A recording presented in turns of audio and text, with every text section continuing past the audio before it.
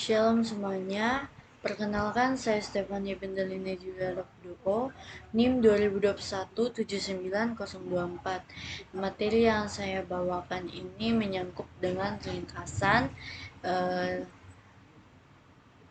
masih dalam mata kuliah Mekanika Tanah 2. Nah, ringkasan yang saya maksud di sini, saya akan membawanya dalam materi-materi sebelumnya yang sudah saya jelaskan mengenai distribusi tegangan dalam tanah, konsolidasi tanah, koefisien korelasi uji konsolidasi, dan penurunan. Nah, kita masuk pada yang pertama, yaitu distribusi tegangan dalam tanah yang mencangkup teori Boussinesq. Nah, ini teori Boussinesq ini menyangkut 4 macam beban. Yang pertama, beban titik. Yang kedua, beban merata persegi panjang. Yang ketiga, beban merata berbentuk lingkaran. Yang keempat, beban merata trapesium memanjang.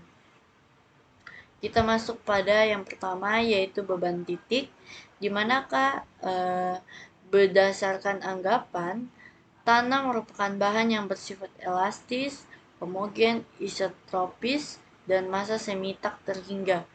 Tanah tidak mempunyai berat, hubungan tegangan-tegangan mengikuti hukum Hooke, dan distribusi tegangan akibat beban yang diterapkan tidak tergantung pada jenis tanah. Perubahan volume tanah diabaikan. Tanah tidak sedang mengalami tegangan sebelum beban terpusat diterapkan. Distribusi tegangan simetris terhadap sumbu vertikal atau sumbu Z. Yang kedua, beban merata persegi panjang. Nah, beban merata persegi panjang itu dimana tambahan tegangan vertikal akibat beban terbagi rata berbentuk 4 persegi panjang dengan ukuran panjang sama dengan L dan lebar B seperti gambar berikut yang dapat dihitung dengan menggunakan persamaan yang didapat dari hasil penjabaran teori Boussinesq. Nah, ini adalah rumus yang digunakan pada beban merata persegi panjang, yang dimana delta Q sigma Z sama dengan Q dikali I. Ini sudah ada rumus-rumusnya dan juga sekaligus keterangannya, di mana Q itu adalah beban terbagi rata, M sama dengan B per Z, N sama dengan L per Z, Z adalah kedalamannya. Berikut, harga faktor pengaruh I untuk tegangan di bawah sudut luasan 4 persegi panjang yang memikul beban terbagi rata Q dalam bentuk grafik seperti yang dapat dilihat pada gambar berikut. Nah, teman-teman, ya, seperti penjelasan pertama yang materi yang sudah saya bawakan tentang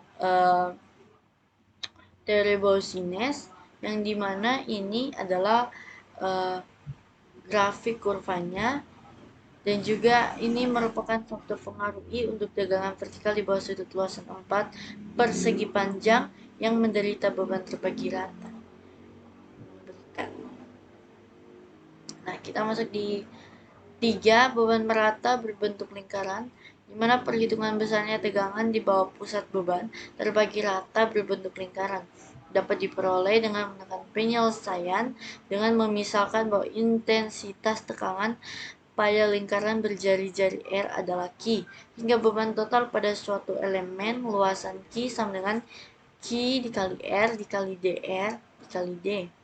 Nah, ini adalah gambarnya, dimana sekaligus dengan gambar bebannya sekaligus dengan rumusnya, teman-teman dapat lihat QZ sama dengan Q0 dikali I. Itu adalah di titik pusatnya, sehingga I berbentuk menjadi rumusnya ini. I sama dengan dalam kurung 1 kurang 1 per 1 tambah R per Z dipangkatkan 2 dan dipangkatkan lagi dengan 3 per 2. Nilai faktor pengaruh I untuk tegangan vertikal di bawah beban terbagi rata berbentuk lingkaran dapat ditentukan dengan menggunakan grafik pada gambar berikut. Teman-teman dapat melihat grafik ini. Ini sudah ada nilai-nilainya, yang dimana untuk pengujian perhitungannya Faktor pengaruh I untuk tegangan vertikal di bawah pusat beban terbagi rata berbentuk lingkaran. Nah, kita masuk yang keempat. Yang keempat adalah beban merata trapesium memanjang. Nah, ini adalah gambarnya. Gambar contoh beban trapesiumnya, sehingga teman-teman dapat lihat jarak A dan jarak B-nya. Dimana di sini sudah ada rumus yang digunakan, yaitu delta QZ sama dengan Q per P dalam kurung beta ditambah XA per A alpha ya, dikurang Z per L kuadrat di dalam kurung dikali X kurang B. Nah, dimana pengertian dari beban merata trapesium memanjang itu seperti bendungan urugan tanggul dan untuk sungai, timbunan jalan, untuk mendapatkan harga pengaruh I dinyatakan dengan suatu fungsi dari A per Z, B per Z, dan Q. Tegangan vertikal dalam arah vertikal dengan mudah dapat dicari. Cara untuk mencari tegangan vertikal delta sigma Z adalah dengan menempatkan beban berbentuk trapesium menjadi beban segitiga dengan cara aljabar. Nah, ini teman-teman dapat lihat, inilah gambar trapesiumnya.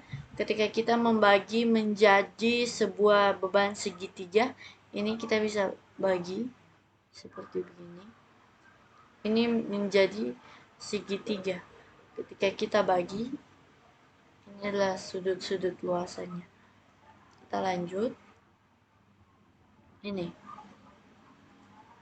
Ini yang dimana perubahan tegangan vertikal di dalam tanah akibat beban trapesium.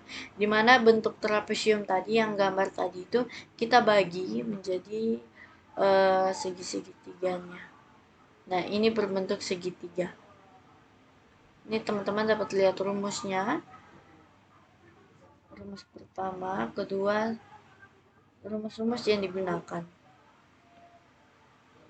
Nah, kita masuk pada konsolidasi tanah, yang dimana masih menyangkut dengan pertama, pengertian konsolidasi tanah, yang kedua konsolidasi primer dan sekunder. Nah, yang pertama pengertiannya, pengertian dari konsolidasi dalam tanah.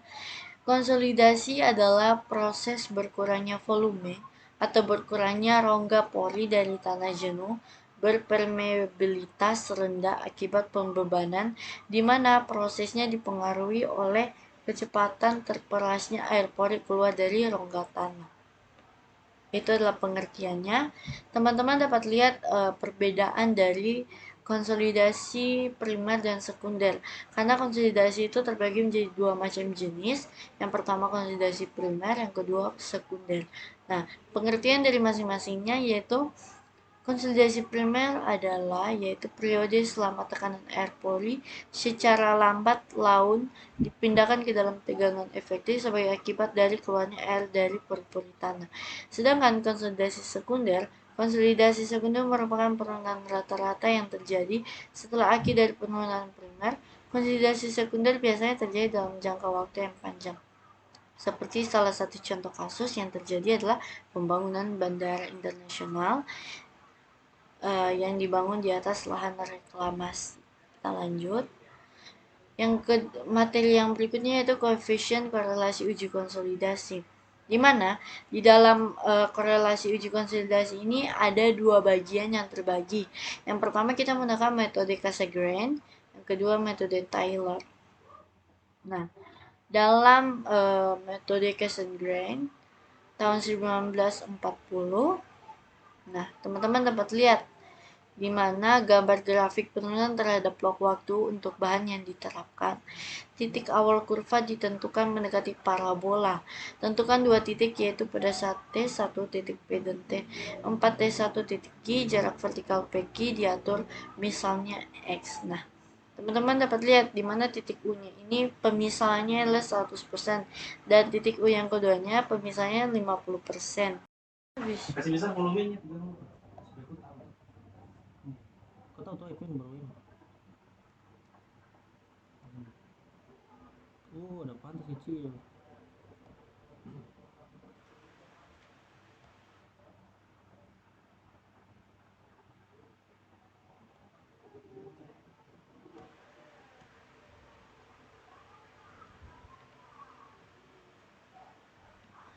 Nah, teman-teman dapat lihat rumusnya, yang dimana CV sama dengan 0,197 dikali dengan HT kuadrat per T50.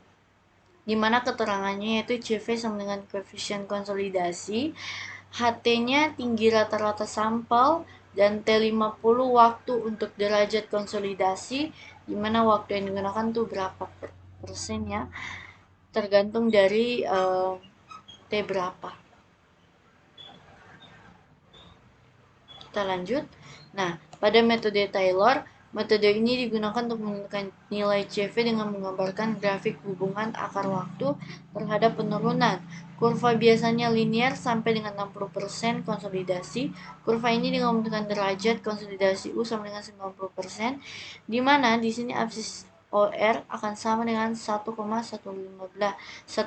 kali absis OKI untuk memperoleh derajat konsolidasi U sama dengan 90% adalah sebagai berikut. Nah, teman-teman dapat lihat di mana gambarkan grafik penurunan Fs akar waktu dari data hasil uji konsolidasi yang dimana titik U-nya sama dengan 0%. Diperoleh dengan memperpanjang garis dari bagian awal kurva yang lurus sehingga memotong ordinat di titik P dan absisi di titik Q. Garis lurus PR digambar dengan absis OR sama dengan 1,15 kali absis OQ, di mana perpotongan PR-nya dengan kurva merupakan titik R90. Sehingga di sini R90 dapat kita peroleh di mana akar dari T90 itu adalah waktu derajat konsolidasinya. Nah, di sini teman-teman dapat lihat dalam metode Taylor, ini rumusnya yang digunakan, yaitu CV sama dengan 0,848 HT kuadrat per T90. Nah, ini tergantung juga dengan waktu untuk derajat konsolidasinya berapa, sehingga kita persenkan menjadi 90%. Begitu. Kita lanjut. Nah, kita masuk pada materi berikutnya, yaitu penurunan, di mana penurunan segera, penurunan konsolidasi. Nah, di sini ada dua macam jenis penurunan, yaitu penurunan segera dan penurunan konsolidasi. Nah, teman-teman dapat lihat di mana settlement penurunan akibat beban ini terdiri dari penurunan segera dan penurunan konsolidasi dengan pengertian yang pertama, penurunan segera terjadi pada tanah berputih kasar dan tanah berputih halus kering atau tidak jenuh, terjadi segera setelah beban bekerja. Penurunan ini bersifat elastis, dalam praktik sangat sulit diperkirakan besarnya penurunan ini. Penurunan segera ini banyak diperhatikan pada fondasi bangunan yang terletak pada tanah granuler atau tanah berputih kasar. Nah, di sini teman-teman sudah bisa tahu pengertian dari penurunan segera ini, di mana dia berfokus pada fondasi bangunan yang dimana tanahnya itu harus berbutir kasar atau tanah granuler. Nah, di sini sudah ada penjelasannya. Yang kedua, penurunan konsolidasi, di mana terjadi pada tanah berputih halus yang terletak di bawah muka air tanah. Penurunan ini butuh waktu yang lamanya tergantung pada kondisi lapisan tanah. Bila tanah mengalami pembebanan dan berkonsolidasi, maka penurunan tanah tersebut berlangsung 3 phase, yaitu yang pertama phase awal, phase konsolidasi sekunder. Nah, di sini teman-teman dapat melihat perbedaannya. Perbedaannya yaitu di mana ketika membangun sebuah fondasi bangunan ini membutuhkan tanah berputih kasar, sedangkan penurunan konsolidasi ini tanah yang harus berputih halus yang terletak di bawah muka air tanah. Dan juga pada penurunan konsolidasi ini juga membutuhkan waktu yang sangat lama, yang lumayan lama, tergantung dari setiap kondisi tanah yang kita gunakan, seperti begitu, kondisi lapisannya, lapisan tanahnya. Baik, terima kasih teman-teman untuk perhatiannya. Ini adalah ringkasan ataupun rangkuman yang sudah saya rangkum dari video pertama sampai yang terakhir untuk pengertian dan penjelasan pembahasan yang sudah kami bahas sebelumnya.